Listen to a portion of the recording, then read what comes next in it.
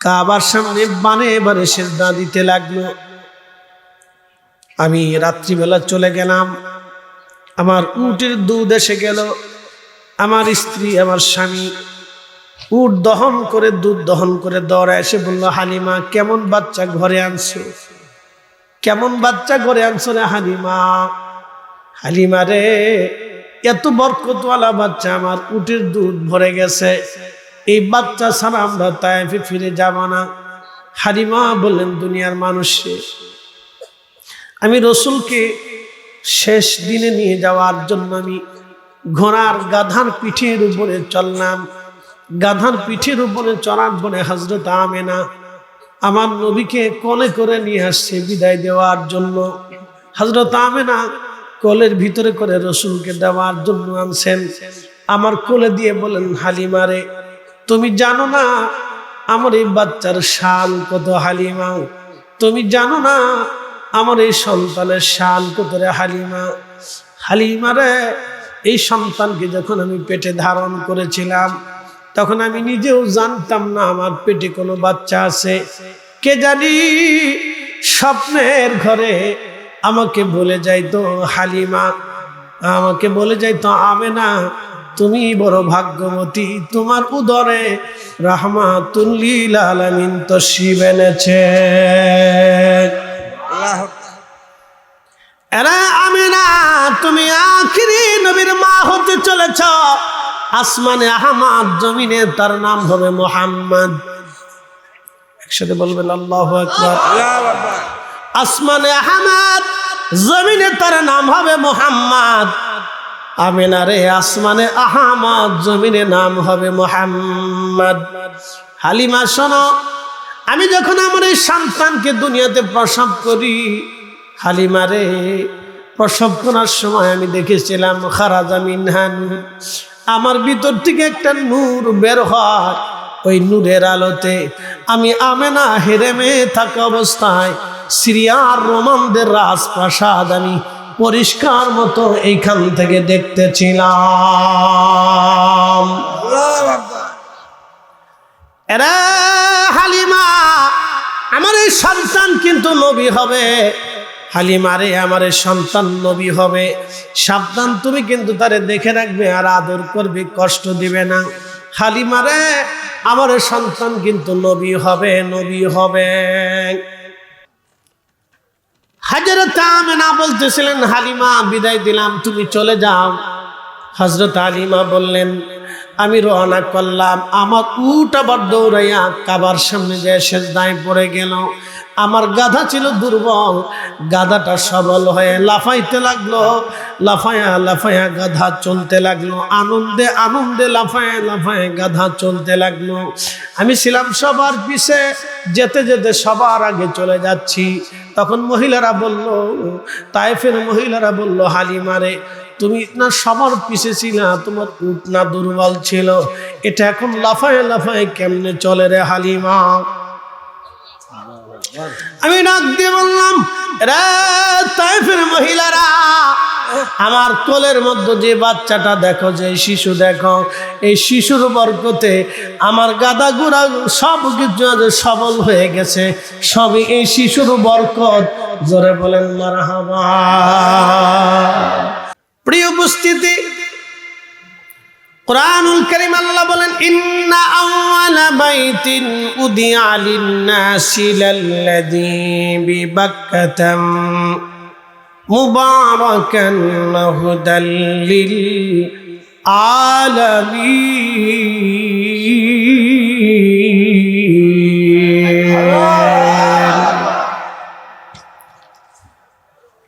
হাবিব, আমি যে প্রথম ঘর বানাইলাম, এই প্রথম ঘরের নাম হচ্ছে বাক্কা।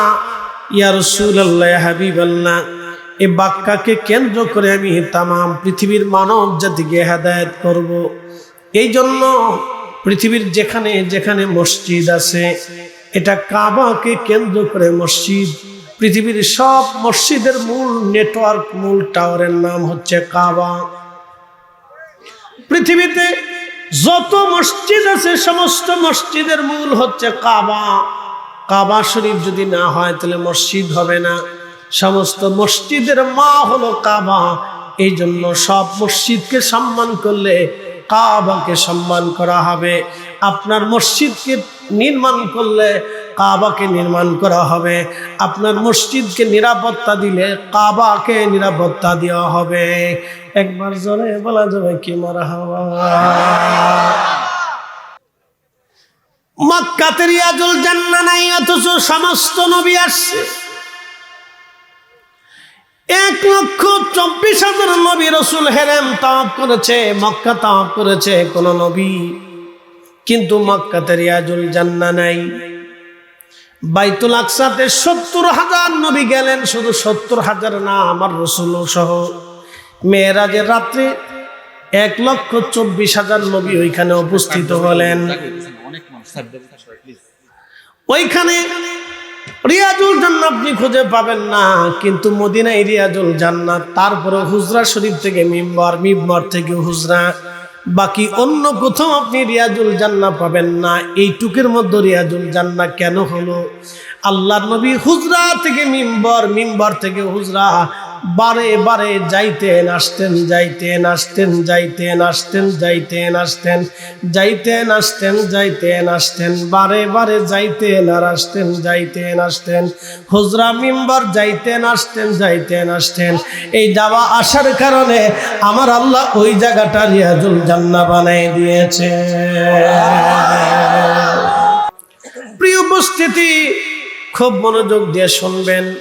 ইন্নাকা উলিতা মুবাররান মিন কুল্লি আইব। আহলে সুন্নাতুল জামাতের আকীদা, আমরা সবাই এটা বিশ্বাস করি। কে কওমি, কে জামাতি, কে হানসুন্নি, আমরা সব মুসলমানের একই বিশ্বাস, আমাদের নবী নিষ্পাপ মাসুম। কথা বলেন ঠিক কিনা?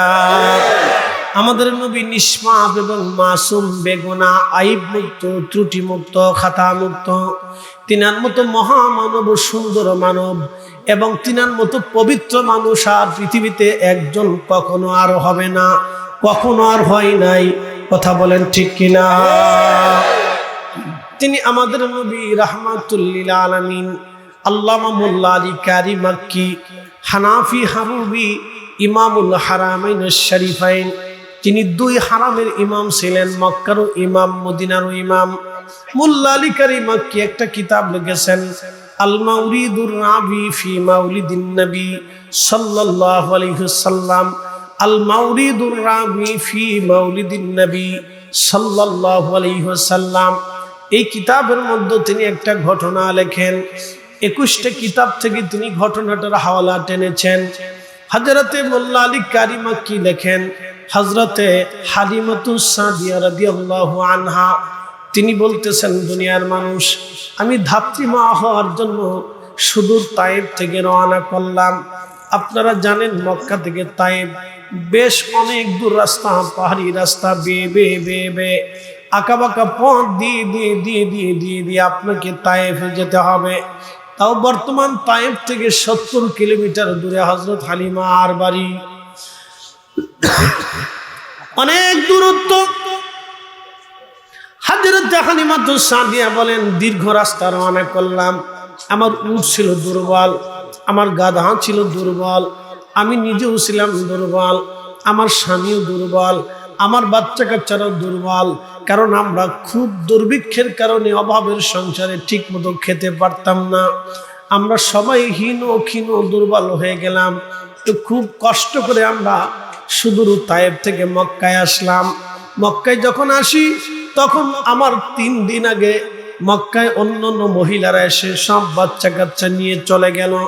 সব বাচ্চা নিয়ে চলে যাওয়ার পরে আমি যখন মক্কায় ঢুকার পরে আমি খোঁজ নিয়ে দেখলাম কারো ঘরে কোনো বাচ্চা কাচ্চা নাই, শুধু একজনের ঘরে একটা বাচ্চা আছে, তার নাম আব্দুল্লাহ।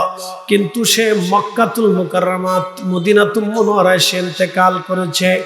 তার মা আছে ঘরে আমেনা, লোকটা এতিম, বাচ্চাটা এতিম। আমি চিন্তা করলাম, হাই হাই, এমনিতে আমি দুর্ভিক্ষে পীড়িত, আমি দারিদ্র সীমার নিচে চলে গেলাম, এই বাচ্চাটা নিয়ে আমি তোরে কি করে খাওয়াবো, আমি তোর ভরণ পোষণ কেমনে দিব? তারপরে এতিম বাচ্চা, তার আমার খরচ খরচা দিতে পারবে না। স্বামীকে বললাম, স্বামী চলো এর চাইতে আমরা তায়েফে ফিরে চলে যাই। স্বামী আমারে ডাক দিয়ে বলল, হালিমারে, এত কষ্ট করে সুদূর তায়েফ থেকে মক্কায় আসছি, হালিমারে বাচ্চাটা নেই বা না নেই, চলো আমরা একটা বার ওই বাচ্চার চেহারাটা দেখে আসি, কেমন দেখতে, কেমন দেখা যায়। জোরে বলা যাবে কি মারহাবা। তাকদীর, ভাগ্য, জোরে বলেন কি? একসাথে বলেন, জোরে কি? আরো জোরে বলেন, জোরে বলেন।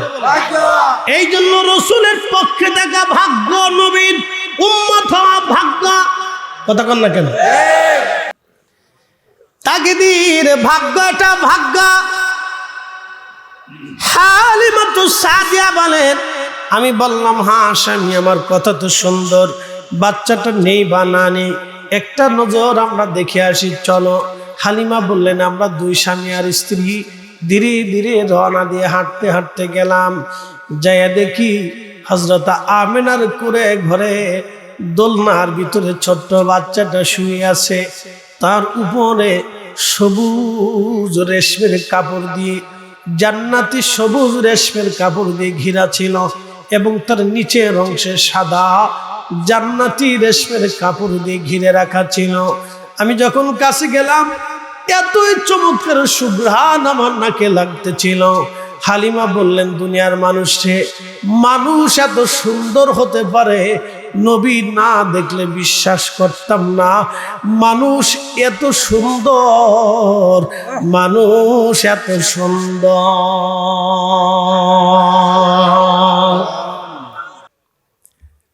প্রিয় ভাইরা আমার, খুব মনোযোগ দিবেন। হালিমাতুস সাদিয়া রাদিয়াল্লাহু আনহা তিনি বলতেছেন, দুনিয়ার মানুষে তোমরা শোনো, আমি আমার রাসূলের কাছে গেলাম ঘুম ভাঙানোর জন্য। বুকের উপর থেকে রেশমের কাপড় আমি সরাইয়া, আমি আস্তে করে বুকের উপরে আলতো আলতো করে হাত বুলিয়ে দিতে লাগলাম, যাতে ঘুম ভেঙে যায়। আস্তে আস্তে আলতো আলতো করে বুকের উপরে হাত বোলাইতে লাগলাম। যখন হাত বুলিয়ে দিলাম, আল্লাহর নবীর ঘুম ভেঙে গেল। ঘুম ভেঙে যাওয়ার পরে আমার চেহারার দিকে তাকাইয়া নবীজি ছোট্ট করে একটা মুস্কি হাসি দিলেন। একসাথে বলেন আল্লাহু আকবার। ওয়ামিনাল লাইলি ফাতাহাজ্জাত বিহি নাফিলাতান লাক আসা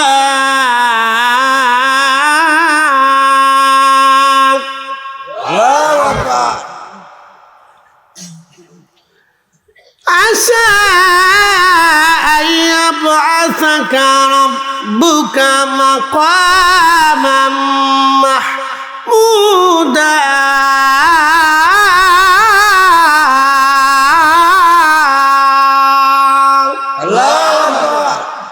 مقاما محمودا সর্বশেষ মাকাম, সর্বোচ্চ মাকাম, যেই মাকামের পরে আর কোনো মাকাম নেই, যেই মাকামের পরে আর কোনো মাকাম নেই, যেই মাকামের পরে আর কোনো মাকাম নাই। আল্লাহ বল, হাবিব তাহাজ্জুদ পড়েন, শেষ রাত্রে উঠে আমাকে সেজদা দেন। বন্ধু, আপনার জন্য আমি আশা, অবশ্যই আশা আরবি শব্দ, এটা কোনো কোনো ক্ষেত্রে সম্ভবত অর্থ দেয়, কিন্তু ইমাম ইবনে কাসির তাফসীর ইবনে কাসিরের মধ্যে লিখছেন, যখন এটা কোরআনে রাসূলের ক্ষেত্রে আশা শব্দ এসে গেল, তখন এটা সম্ভবত থাকলো না। আল্লাহ এখানে অবশ্যই বোঝাচ্ছেন যে অবশ্যই আপনাকে দিয়ে দিব মাকাম মাহমুদা, সর্বোচ্চ মাকাম, সর্বোচ্চ মাকাম, সর্বোচ্চ মাকাম। সাহাবে কেরাম বলেন, হুজুর আল্লাহ কি বুঝাইতে চাইছে? নবী বলেন, আমি হাসরে যা চাবো আল্লাহ তাই দিবে, তবে শুনে রাখো, আমি একটা উম্মত জাহান্নামে থাকতে বেহেশতে যাব না, আমি আমার উম্মত নিয়েই বেহেশতে চলে যাব। এখন উম্মতের মতো উম্মত হইতে হবে। সুদে উম্মত, ঘুষে উম্মত, আজারে উম্মত, ফাসিকে উম্মত, হারামি উম্মত, তারপরে শরাবি উম্মত, এগুলি হইলে লাভ হবে না। কথা কন না? উম্মতের মতো উম্মত হইতে হবে। কথা ঠিক আছে না? উম্মতের মতো উম্মত হইতে হবে। আমার দেশে বহু হাজি আছে সুদে হাজি, ঘুষে হাজি, অপরের জমি খাওয়া হাজি বহু আছে, অপরের জমি খাওয়া হাজি। ডোন্ট মাইন্ড, মনে কিছু নিয়ে না বাপ, আপনি কবরে চলে যাবেন, আমিও কবরে চলে যাব। আল্লাহ আমার এখানে বসাইছে, এই বয়সে আল্লাহ এখানে বসাইছে, আমার চেয়ে তো বয়সালা বহু আছে, আমার দিনের পর দিন রাতের পর রাত পড়াইতে পারে বহু আলেমে দেশে আছে। আল্লাহ আমার এখানে বসাইছে, কেন বসাইছে জানেন? কিছু হক কথা বলার জন্য। যদি আমি না বলি, কিয়ামতের ময়দানে কঠিন জবাবদিহিতার আওতায় আসবে। রাসূল যদি জিজ্ঞেস করে, তোমাকে তো আমার দোয়ার কারণে এখানে বসানো হয়েছিল, আল্লাহ তোমাকে এখানে বসিয়েছে, তুমি কি বলে আসছো? হক বিহক কি বলছো তুমি? সেদিন যদি আমি কিছু জবাব দিতে না পারি, তাহলে আমার অবস্থাটা কি হবে? এই জন্য এইখানে বসে আপনাকে বোঝানো আমার দায়িত্ব। অপরের জমি মেরে খেয়ে কি লাভ হবে বলেন তো? আমার দেশের বহু ভাই আছে, নিজের জমি বুঝাই দেয় না, নিজের বোনের জমি বুঝায় না। 40 বছর পার হয়, বোনের জমি দেয় না। 20 বছর পার হয়, বোনের জমি দেয় না। ভাই মরে গেছে, এতিম ভাতিজা ভাতিজি সম্পদ চাষা বুঝাই দেয় না। কত কিছু, কত যন্ত্রণা তন্ত্রণা করে। আর গরিব মানুষ এতিম বাচ্চাদের সম্পদ সে বুঝাই দেয় না। বলেন, এই সম্পদ মেরে আপনি কি করবেন? কতদিন আপনি পার পাবেন? হাসরে কে পার করবে আপনাকে? কবরে আপনাকে কে তরাবে?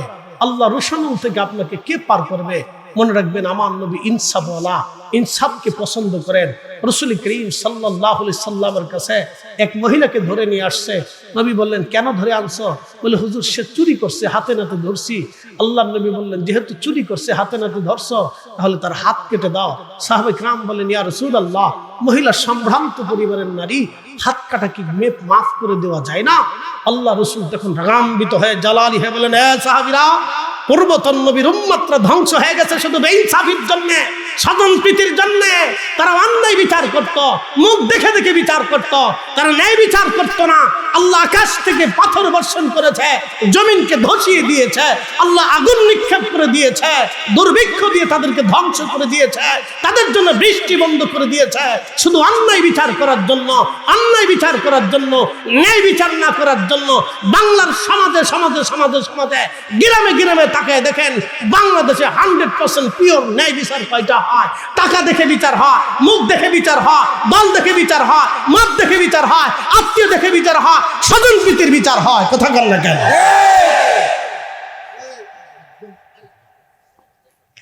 আকাশ থেকে বৃষ্টি বন্ধ হয় শুধু এই কারণে, আকাশ থেকে বৃষ্টি বন্ধ হবে এই কারণে, ফসল নষ্ট হবে এই কারণে।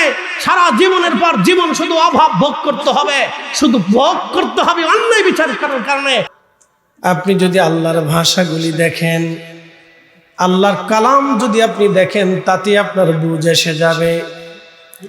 আল্লাহর নবীর দরবারে শায়রে রাসূল একজন সাহাবী ছিলেন, তার নাম হাসান বিন সাবিত রাদিয়াল্লাহু আনহু। ওনার বাড়ি ছিল বর্তমান তায়েফ নগরীতে, ওনার বাড়ি তায়েফে, ওনার মাজার আছে। ওনার বাড়ি হচ্ছে তায়েফ। তো শায়রে রাসূল ছিলেন, নাত গাইতে, রসুলের শানে নাতে রসুল গাইতে, প্রশংসা গাথা গাইতে। এই যে আমাদের দেশে কাজী নজরুল ইসলাম আছে না, দেখেন উনি কিন্তু কোনো মাদ্রাসার তেমন কোনো গুরুত্বপূর্ণ স্টুডেন্ট না, উনি কোনো ইউনিভার্সিটিরও কিন্তু গুরুত্বপূর্ণ স্টুডেন্ট না, উনি আন্ডার মেট্রিক, কোন রকম 8 পর্যন্ত পড়ছে। আপনি দেখেন তো তার সাহিত্যের ভাষা, তার কবিতার লেখনী আপনার মাথাকে হেট করে দিবে, এটি কি করে সম্ভব? বাংলাদেশে দ্বিতীয়টা মা কোনোদিন কাজী নজরুলকার জন্ম দিতে পারে নাই, কোন মা দ্বিতীয় কাজী নজরুল জন্ম দিতে পারে নাই। আপনি তার সাহিত্য গ্রন্থ প্রবন্ধ যদি আপনি পড়েন দেখেন, তো বুঝবেন যে কি মেধা তাকে আল্লাহ দিয়েছেন। সমাজের বাস্তব চিত্রগুলি তিনি কিভাবে ফুটিয়ে তুলেছেন এবং ন্যায়ের উপরে তিনি কবিতার ছন্দে কিভাবে ন্যায়ের পক্ষে তার লেখনী ছিল। রাসূল করিমের শানকে তিনি কত চমৎকার করে ফুটিয়ে তুলছেন, কবিতার ছন্দে কি চমৎকার লিখছেন। আমি যদি আরব হতাম মদিনারি পথ, সেই পথ দিয়ে হেঁটে যাইতেন নূর নবী হাজরাত, নূর নবী হাজরাত। একসাথে বলবেন না মারহাবা? মারহাবা। আপনি ছন্দগুলি দেখেন তো কি চমৎকার। শায়ের রাসূল হাসান বিন সাবিত মসজিদে নববীর ভিতরে আমার নবীজির শান গাইতেন আরবি ছন্দমালা। ইন্নাকা উলিদতা মুবাররান মিন কুল্লি আইব কাআন্নাকা ক্বাদ খুলিকতা কামা তাশা ওয়া দাম্মাল ইলাহু ইসমান নবী বিইসমিহি ইযা قال في الخمس المؤذن نشهد وشق له ليدله فذو العرش محمود وهذا محمد। একবার জোরে বলবেন কি মারহাবা। আল্লাহুম্মা সাল্লি আলা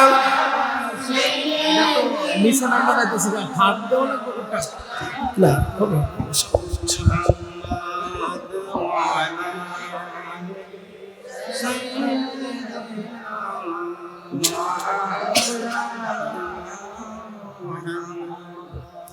আচ্ছা, আমার কথা কি বুঝতে কোনো অসুবিধা নেই? আমরা সবাই বুঝি। বলেন রসুল আমাদের একজন, কথা ঠিক আছে না ভাই? আগে আরো নবীরা আসছেন, তেনারা আমাদের আমরা তাদের উম্মত না। ঠিক আছে, ওখানে একটু টাইট করে, একটু টাইট করে দিই। আচ্ছা লাগবে ওজন তো। রসুল আমাদের, আমরা যদি ওনার শানকে বুলন্দ করে দেখি তাহলে আমাদের লাভ। কথা ঠিক আছে না ভাই? আমাদের লাভ। ওনার শানকে ছোট করা মানে আমাদের মর্যাদাকে ছোট করে দেখা। ওনার শানকে বড় করে দেখা মানে আল্লাহর ইজ্জতকে বড় করে দেখা। কথা ঠিক আছে না ভাই? খুব বুঝবেন, মনোযোগ দেন। আপনাদের এলাকায় মসজিদ আছে কিনা? এই মসজিদে কি আপনারা জুতা পরে ভিতরে ঢোকেন? কারণ কি? এটা কার ঘর? আপনার ঘরে জুতা পরা হলো, কিন্তু এই ঘরে জুতা হলো না, কারণ কি? একটা মাত্র, এই ঘরের সাথে নিসবত কার? একসাথে বলবেন কার? আল্লাহর সাথে নিসবতের কারণে এই ঘরের দাম বেড়ে গেল। তো ঠিক রসুল আল্লাহর, রসুল কার? হাবিব কার? রহমত কার? মাকামে মাহমুদওয়ালা কার? হাউজে কাউসারওয়ালা কার? সাহেবে কোরআন কার? তো উনার সাথে আল্লাহর সম্পর্ক থাকার কারণে উনার ইজ্জত तमाम সৃষ্টির উপরে। কথা বলে ঠিক কিনা? কোনো সন্দেহ আমাদেরকে বুঝতে হবে। এই সূত্র মনে রাখবে, সূত্র সহজ। এই জন্য আরবিতে একটা প্রবাদ আছে, শরফুল মাকিনা অশরফুল মাকান, শরফুল মাকানে অশরফুল মাকিন। কিছু জায়গার কারণে মানুষের দাম বাড়ে, কিছু মানুষের কারণে জায়গার দাম বাড়ে।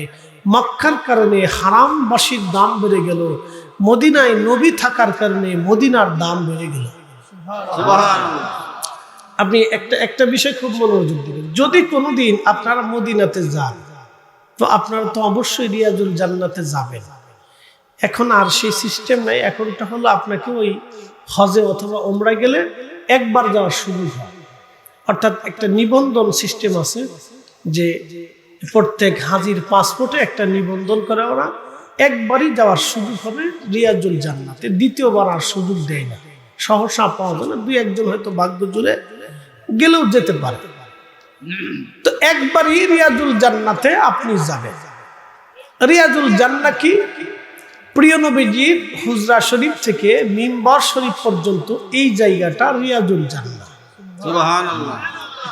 এখন আপনারা তো সুবহানাল্লাহ বললেন, এটা সুন্দর, কিন্তু আমি আপনাদেরকে বুঝাই, মক্কাতে কিন্তু রিয়াজুল জান্নাত নাই। বাইতুল আকসাতেও নাই, ওখানে 70,000 নবী আসছে, কিন্তু রিয়াজুল জান্নাহ নাই। মক্কাতে সমস্ত নবী আসছে, অ্যাটেনশন, সমস্ত নবী মক্কাতে আসছে, কিন্তু এখানে রিয়াজুল জান্নাহ নাই। মদিনায় রিয়াজুল জান্নাহ কেন? নবীর কারণে। আসতে হয়ে গেল না সুবহানাল্লাহ? কার কারণে? নবীর কারণে। কার কারণে? নবীর কারণে। কার কারণে? নবীর কারণে। এক কথা শেষ। তাকবীর, আল্লাহু আকবার, রিসালাত, ইয়া রাসূলুল্লাহ, সুন্নাত ওয়াল জামাত, জিন্দাবাদ, হযরত আল্লামা ফরিদ সাহেব হুজুর, জিন্দাবাদ। একটু জিকিরে লা ইলাহা ইল্লাল্লাহ, একটু আগায় আগায়, সামনে যদি জায়গা থাকে তাহলে আগান। লা ইলাহা ইল্লাল্লাহ, ও লা ইলাহা ইল্লাল্লাহ, লা ইলাহা ইল্লাল্লাহ। আসিয়া বলে আল্লাহ আল্লাহ, ফেরাউন দিছে কত জ্বালা। আল্লাহ বলেন ও জিবরাইল, আল্লাহ বলে ও জিবরাইল, খুলো হে জান্নাতের তালা। লা ইলাহা ইল্লাল্লাহ, লা ইলাহা ইল্লাল্লাহ। পাগল করতে হলো। লা ইলাহা ইল্লাল্লাহ মুহাম্মাদুর রাসূলুল্লাহ সাল্লাল্লাহু আলাইহি ওয়াসাল্লাম। নারায়ে তাকবীর, আল্লাহু আকবার, রিসালাত, আহলে সুন্নাত ওয়াল জামাত, আল্লামা ফরিদ হুজুর সাহেব, প্রিয় উপস্থিতি, মনোযোগ দিবেন। আল্লাহর নবীর শানগুলি আমি কি করে আপনাদেরকে বোঝাবো? ভাষা জ্ঞান হইতে আমার তেমন নাই, কিন্তু হাসান বিন সাবিত কি বললেন একটু শুনে যান। ইন্নাকা উলিতা মুবাররান, খুব মনোযোগ দিন, এখানে আমাদের আকীদার মাসালা আছে। ইন্নাকা উলিতা মুবাররান মিন কুল্লি আইব, কাআন্নাকা ক্বাদ খুলিকতা কামা তাশা।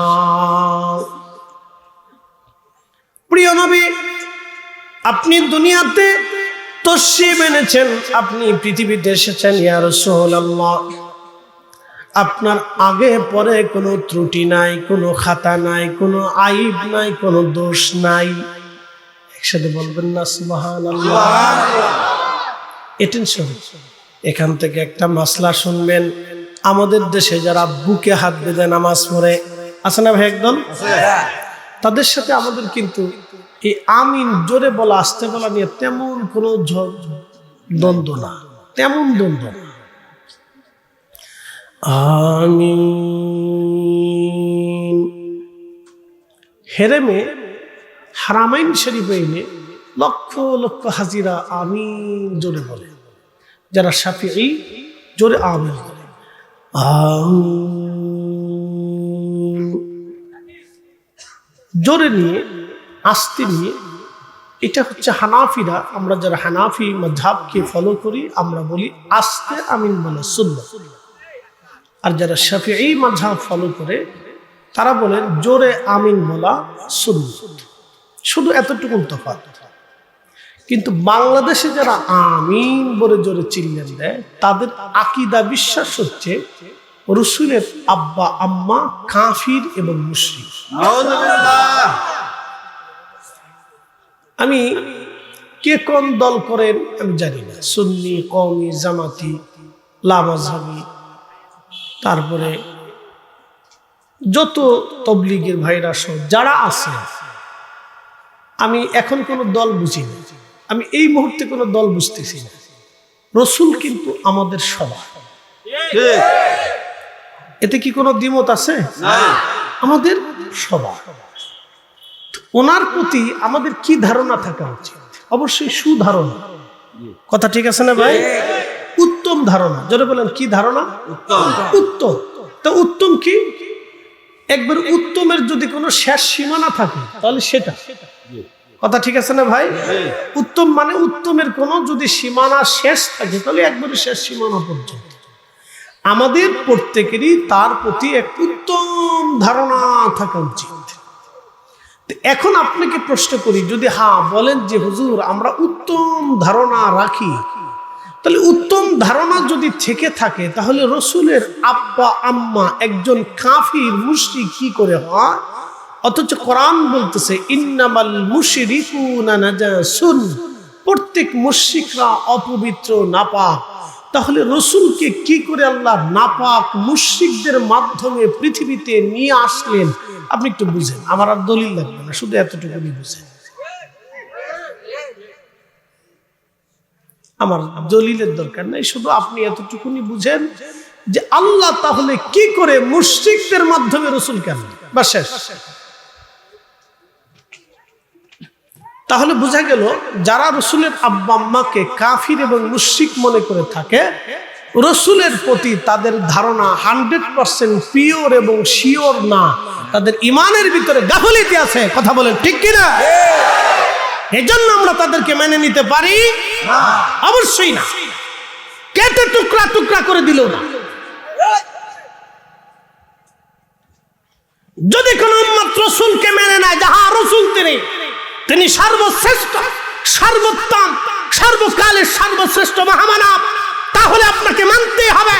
কোন নাফাকির মাধ্যমে, কোন পচাশিলের মাধ্যমে, কোন বেঈমানের মাধ্যমে, কোন কুফফারের মাধ্যমে, যেই মাথা কাপ প্রতিমার সামনে মাথা নত করেছে, কোন পাথরের সামনে মাথা নত করেছে, কোন মানুষের সামনে মাথা নত করেছে, যারা নাপাক ছিল, অপবিত্র ছিল, তাদের মাধ্যম দিয়ে আমাদের রাসূলকে আল্লাহ আনতেই পারে না, অবশ্যই পারে না, অবশ্যই পারে না।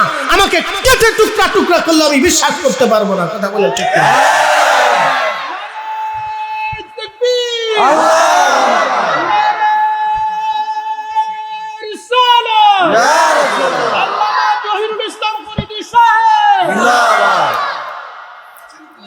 এটা আমাদের বুঝের জিনিস, ঝগড়ার বিষয় না ভাই। কথা ঠিক আছে না ভাই?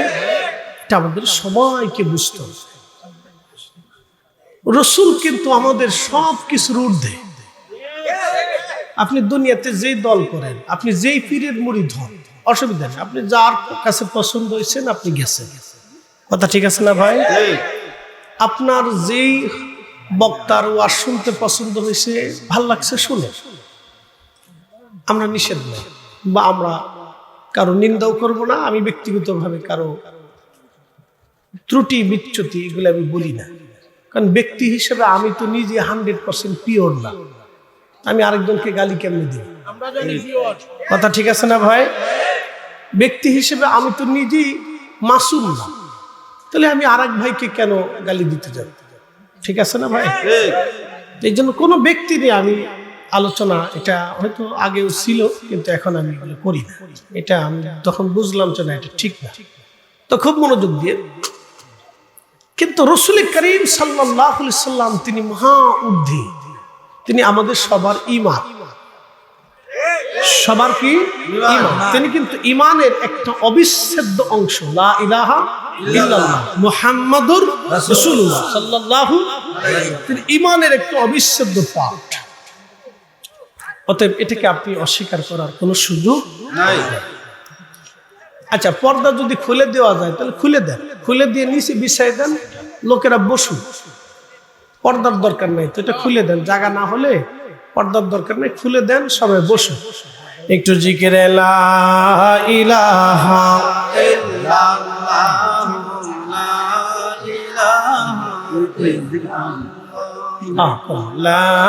ইলাহা ইল্লাল্লাহ, লা ইলাহা ইল্লাল্লাহ, লা ইলাহা ইল্লাল্লাহ মুহাম্মাদুর রাসূলুল্লাহ সাল্লাল্লাহু আলাইহি ওয়াসাল্লাম।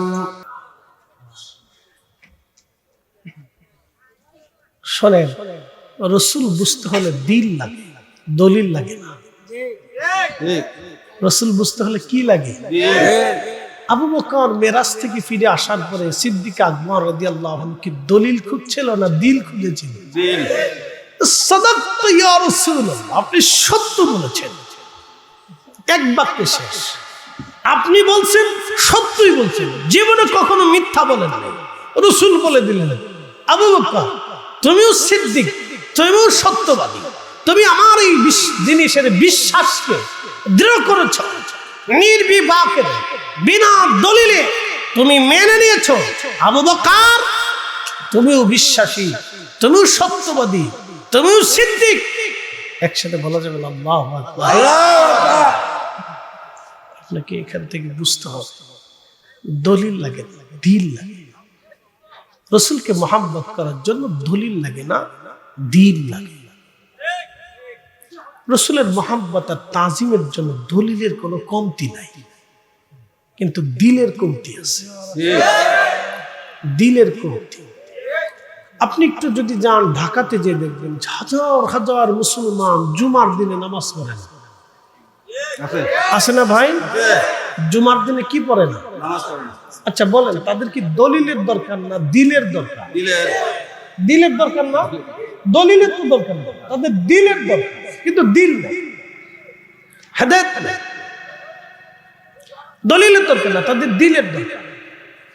আপনি যদি দেখেন যে হাজার হাজার মুসলমান মাহে রমজানে রোজা রাখে না, দলিলের দরকার না, দিলের দরকার, ইমানের দরকার। কথা ঠিক আছে না ভাই?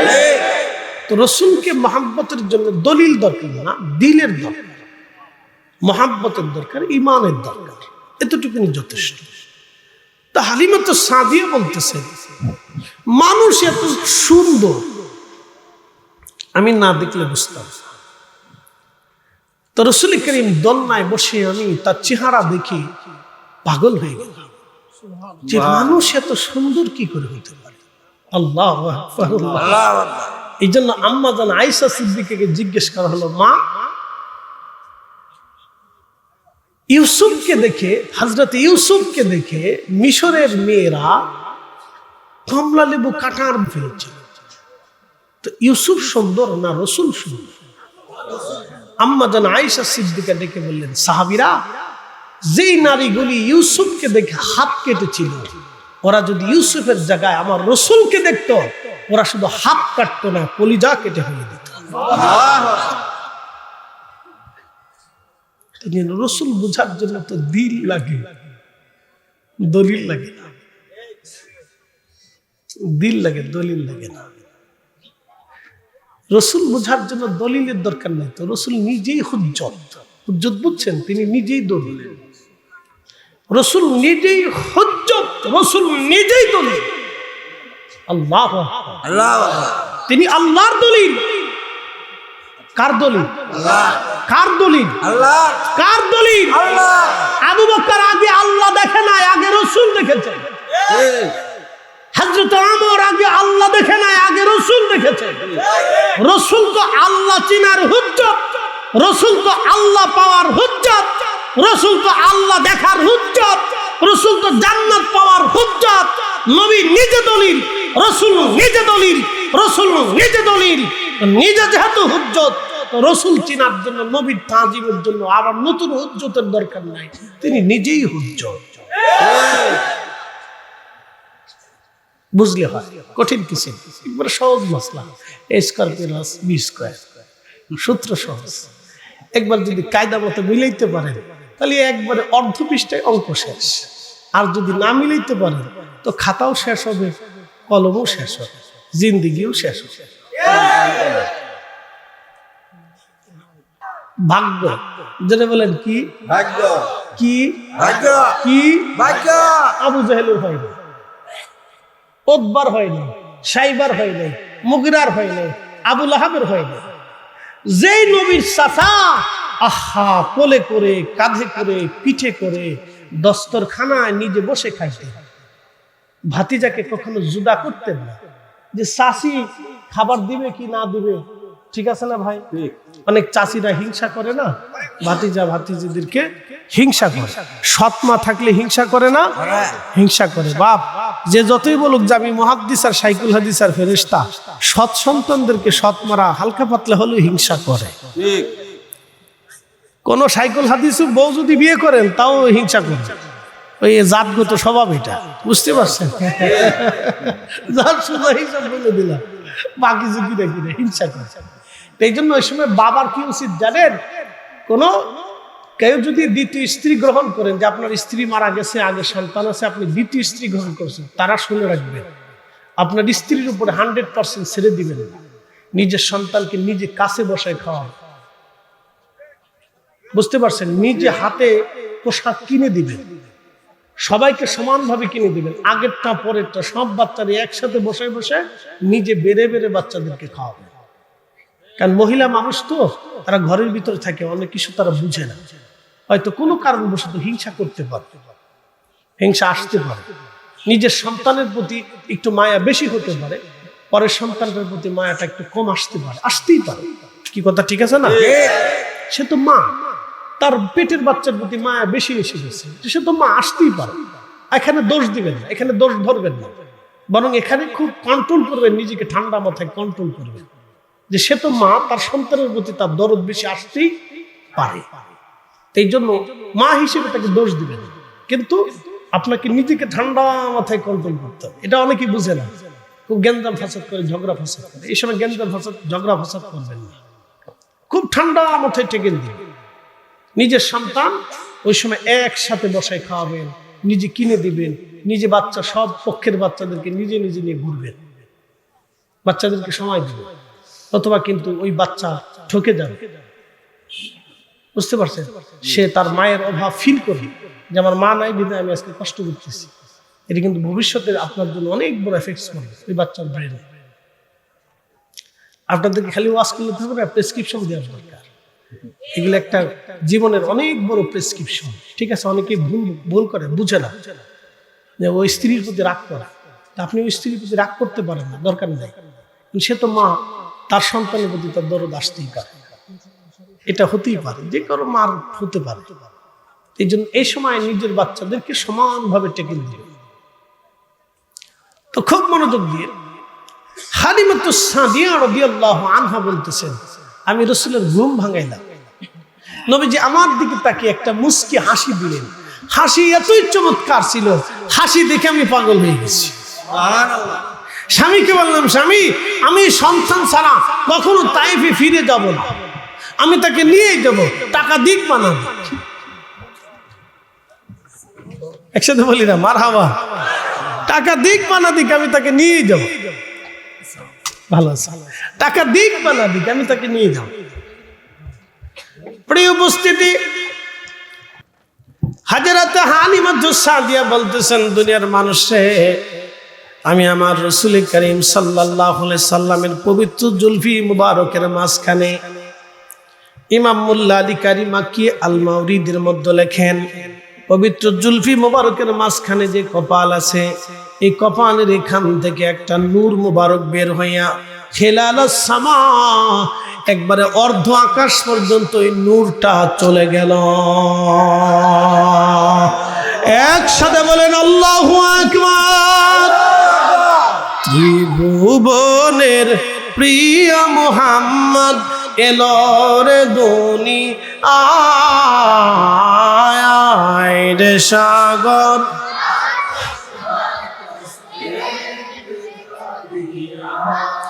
আয় আয় রে সাগর,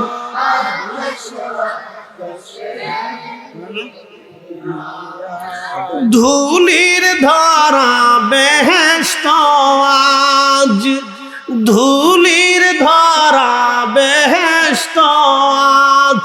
এক মিনিট, উঠে কেন বাচ্চা? আচ্ছা আচ্ছা ঠিক আছে, নিয়ে যান। তো খুব বড় জন্য কাজী নজরুল ইসলাম লিখতেছে, ধুলির ধারা বেহেশত আজ, জয় করিল দিল রে লাজ, আজ কি খুশির ঢল নেমেছে ধূসর সাহারায় রে সাগর দেখবি যদি আয় রে সাগর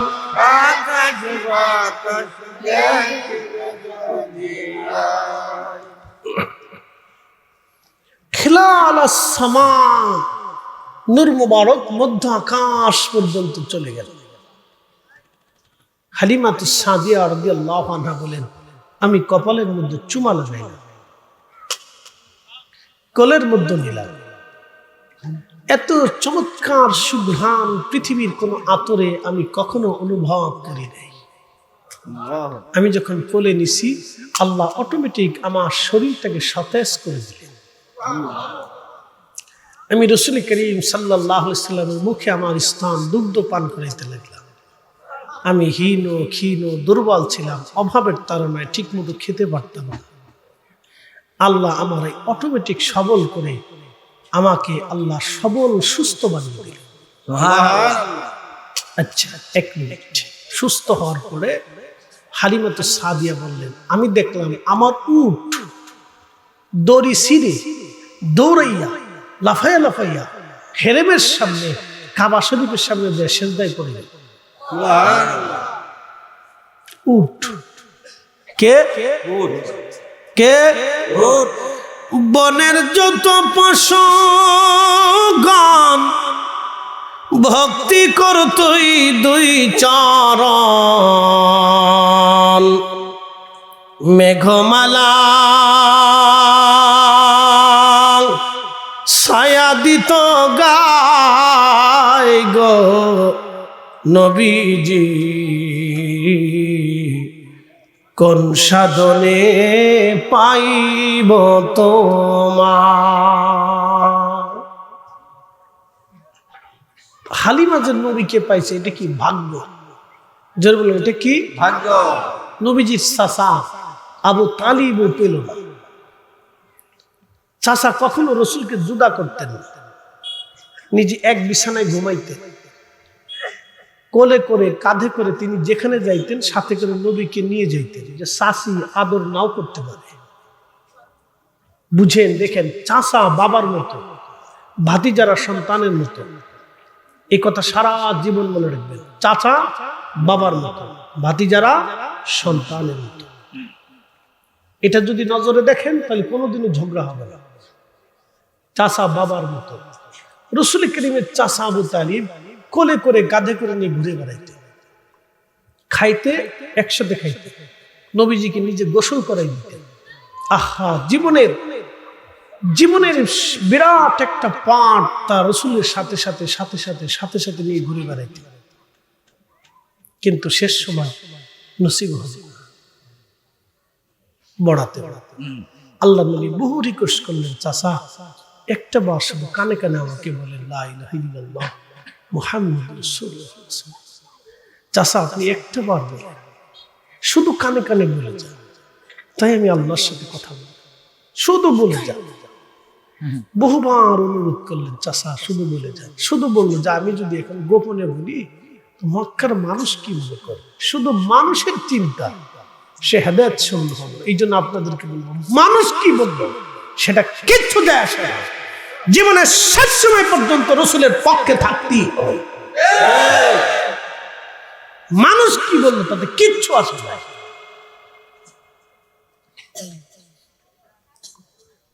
শুধু একটা বাক্যের জন্য, যে মানুষ কি বলবে, যে আমি গোপনে কালেমা পড়ছি, মানুষ কি বলবে, তো মানুষ কি বলবে সেই জন্য আপনাকে রাসূল থেকে জুদা হওয়া যাবে। কথা ঠিক আছে না ভাই? মানুষ কি বলে এটা দেখার দরকার।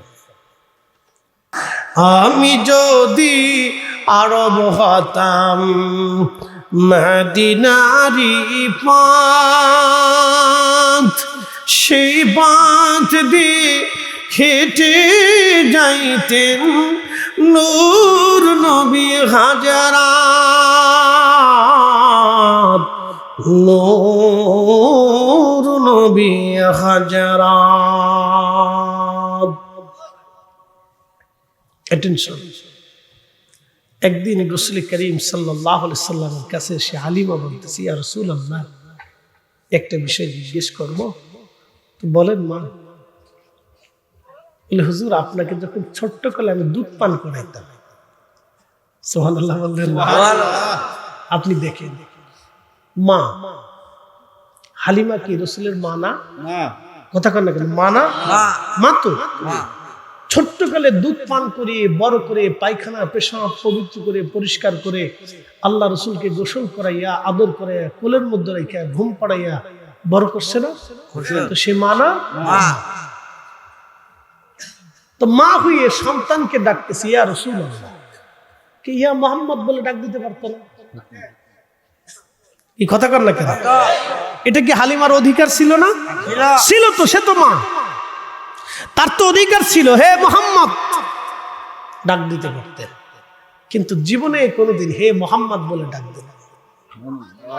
ইয়া রাসূলুল্লাহ বলতেছি, ইয়া রাসূলুল্লাহ, আপনার খেদমতে আমার একটা প্রশ্ন। বলেন।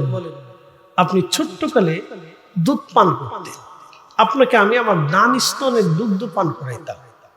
নবী গো, বাম স্তনের দুগ্ধ কখনো আপনাকে পান করাইতে পারি নাই, কারণটা কি বলবেন? এর হাকিকত কি? আল্লাহ নবী মুস্কি হাসি দিয়ে বলেন, মা, এর ভেদ হচ্ছে আমার একটা দুধ ভাই ছিল, আমি জানতাম যদি আমি তখন সমস্ত দুধ খেয়ে ফেলি তাহলে আমার ভাইয়ের হক নষ্ট হবে।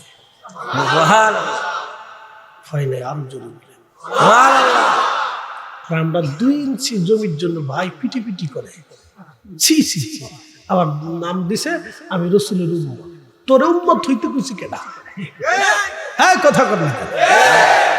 2 ইঞ্চি জমির জন্য ভাই ভাই পিটে পিটি, কিসের উম্মত হইছ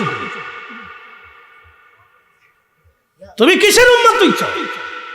যে নবীজি শরীয়তের শিশুকালে হাকিকতেরটা ঊর্ধ্বে, শরীয়ত দৃষ্টিকোণ থেকে যে নবী শিশুকালে মায়ের কোলের মধ্য থেকে ভাইয়ের হক আদায় করছে, তখনও নবী জানে আমার ভাই আছে, তার হক আদায় করতে হবে। তিনি নবী, কোরআন নাজিল হওয়ার আগেও নবী, কোরআন নাজিল হওয়ার পরেও নবী, কোরআন নাজিল হওয়ার আগেও জানে, কোরআন নাজিল হওয়ার পরেও জানে, কোরআন নাজিল হওয়ার আগেও তিনি নবী জানে, কোরআন নাজিল হওয়ার পরেও তিনি জানে। কি কথা বললেন? আমরা যখন বলি তখন অনেকেই ভাইরা কয়ে তোকে দাঁতি বুঝে।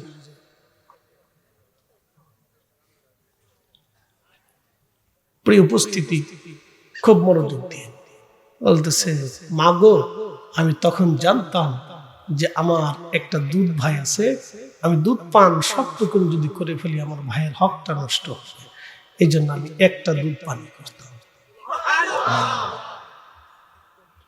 তিনি নবী, কোরআনে তিনি বলে দিয়েছেন, আল্লাহ তার সম্পর্কে বলে দিয়েছেন, ওয়া ইন্নাকা লাআলা খুলুকিন আযীম, তিনি মহান চরিত্রের অধিকারী। সুবহানাল্লাহ। পৃথিবীতে সার্টিফিকেট কারো নসিবে হয় না,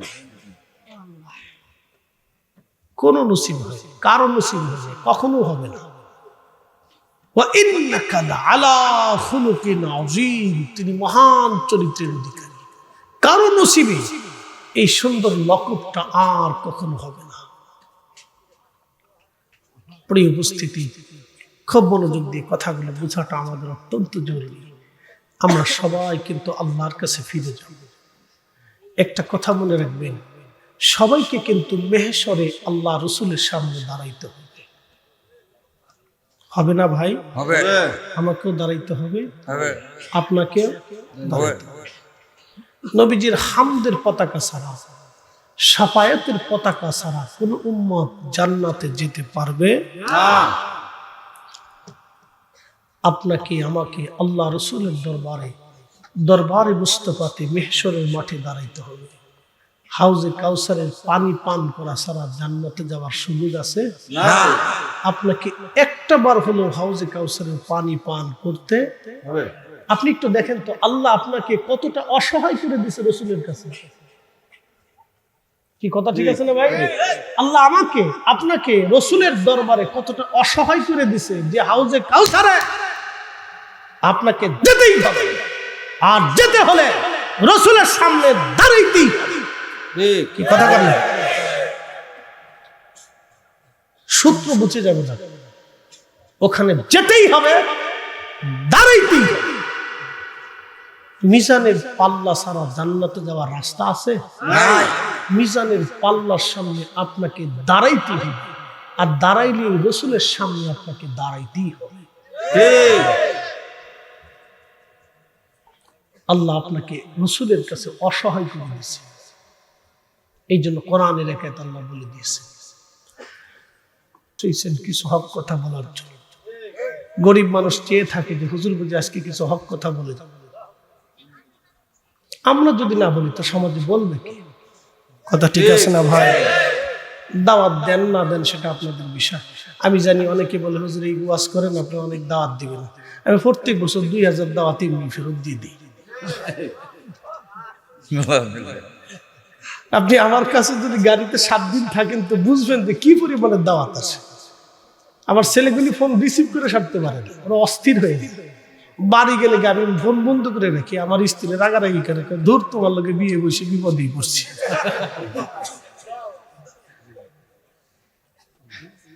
আমি আমি বউ তোমার শিডিউল নিতে 6 মাস লাগে, আমি কিছু করার নাই তো খুব মনোযোগ দিয়ে, এই জন্য দাওয়াতে চিন্তিত করা যাবে না। আচ্ছা আপনাদেরকে একটা কথা বলবো, শেষ, ওয়াজ বেশি লম্বা করব না, মনোযোগ দেন। এই যে বনে জমি পায়, বনে জমি পায়, এটা কি আল্লাহর আইনে পায় না? কথা ঠিক আছে না ভাই? কার আইনে পায়? আল্লাহর আইনে পায় না? আল্লাহর আইনে পায়। এতিম ভাতিজা ভাতিজি জমি পায়, এটা কার আইনে পায়? আল্লাহর আইনে। ওরা পাবে, আল্লাহর আইনেও পায়, সরকারের আইনেও, রাষ্ট্রীয় আইনেও পায়। তো বনটা জমি না পাইতে পাইতে 10 বছর পরে মামলা করছে। আচ্ছা এই মামলাটা আদালতে কত বছর চলার দরকার বলেন তো আপনি? আপনার বিবেকে কি বলে? হ্যাঁ 3 মাস হবে কেন? তো 10 দিনের মামলা, 10 দিন, সর্বোচ্চ 10 দিন, 7 দিনও চলে না। বিচারক যদি ইচ্ছা করে 3 দিনই শেষ করবো, 3 দিনই পারে। কি কথা ঠিক আছে না? সে তার বাবার উত্তরাধিকার সূত্রে জমি পায়, সে ঠাস করে মামলা কাগজ কলম দেখে সমাজের স্থানীয় লোক জায়গাগুলো পুলিশ প্রশাসন ডেকে বলবে, তারা আপনার তদারকি করে এনে আমার 24 ঘন্টা, আগামী 24 ঘন্টা রিপোর্ট দিবে, শেষ হয়ে গেল। বা 7 দিন পরে কোর্ট আবার বসবে, অথবা 3 দিন পরে কোর্ট বসবে, ওই দিন ফয়সালা হয়ে যাবে। তো পুলিশ প্রশাসন যাবে, তদারকি করবে, দেখবে যে না ঠিক ঠিক ঠিক ঠিক শেষে যে জমি পাওয়া যাবে, সে রিপোর্ট দেবে, হ্যাঁ স্যার এই জমি পায়, সে তার আপন বন্ধুর জমি পাচ্ছে, এই নিয়মে সে পেয়ে যেতেছে, কতটুকু এতটুকু এতটুকু পাচ্ছে। আদালত ওই সময় পুলিশ প্রশাসনকে বলে দেবে, আপনারা উপস্থিত থেকে এলাকার চেয়ারম্যানকে ডেকে বলবেন, অথবা উপজেলার চেয়ারম্যান সাহেবকে ডেকে উপস্থিত বলে যে আপনাদের নেতৃত্বে তারা এই এই জমি এই 24 ঘন্টার ভিতর বুঝাই দিয়ে আমাকে পরবর্তী পদক্ষেপে রিপোর্ট পেশ করতে হবে। তো তারা দিতে বাধ্য, তার 14 গোষ্ঠীও দিতে বাধ্য। কথা ঠিক আছে না? যদি না দেয় তাহলে আদালত বলবে আপনার উপরে কঠিন বিচার। ন্যায় বিচার প্রতিষ্ঠিত হলে এই সমাজে কত অন্যায় বিচার ধ্বংস হয়ে যাইতো, কথা বলেন ঠিক কিনা? কিন্তু ঘটনা হলো কি, আদালত পায় মালটুস, উকিল পায় মালটুস, সেটাকে মালটুস পালটুস মালটুস পালটুস, জমি হলো 6 টাকার, খরচ হবে 9 টাকা। কি কথা খারাপ করছি ভাই? সে গরিব মানুষ জমি পাবে, জমির খরচা হলো 6 টাকা, সে খরচা হয়ে যাবে 9 টাকা। অনেকে দুঃখে পড়ে বিপদে পড়ে চিন্তা করি, এত আদালত ঘুরতে ঘুরতে আমি কাজ করবো না, আদালত ঘুরবো, আমি আমার বাচ্চাদের খাওয়াবো না, আদালত ঘুরবো। অনেকেই মানে কষ্ট করে শেষ পর্যন্ত আদালতেই যায় না। বলেন এই নিভৃতের চোখের পানি কি আল্লাহর কাছে মঞ্জুর হবে না? কত ভয়াবহ আখিরাত হবে সেই দিন, সে নিজেও জানে না। কত কঠিন মেহেশর হবে সেই দিন, সে নিজেও বোঝে না যে কত কঠিন মেহেশর হবে। আহা, আপনাকে একটা কথা বলি, নামাজ পড়েন নাই, আল্লাহ মাফ করবে। হ্যাঁ আল্লাহ মাফ করবে, হ্যাঁ অবশ্যই মাফ করবে, অবশ্যই মাফ করবে। রোজা রাখেন না, হ্যাঁ আল্লাহ মাফ করবে, অবশ্যই মাফ করবে। কিন্তু আপনি আপনার ভাইয়ের হক নষ্ট করে দিচ্ছেন, আল্লাহ মাফ করবে। এখানে আল্লাহ মাফ করবে না। ভাই মাফ না করা পর্যন্ত আল্লাহ মাফ করবে না। সোজা মাসলা বলে দিলাম। প্রিয় ভাই আমার, যদি ধর্ম বুঝেন তাহলে বুঝে যাবে, যেটা করা উচিত সেটা করবে। আমাদের দেশে আমার কিছু ভাইরা আছে মিলাদ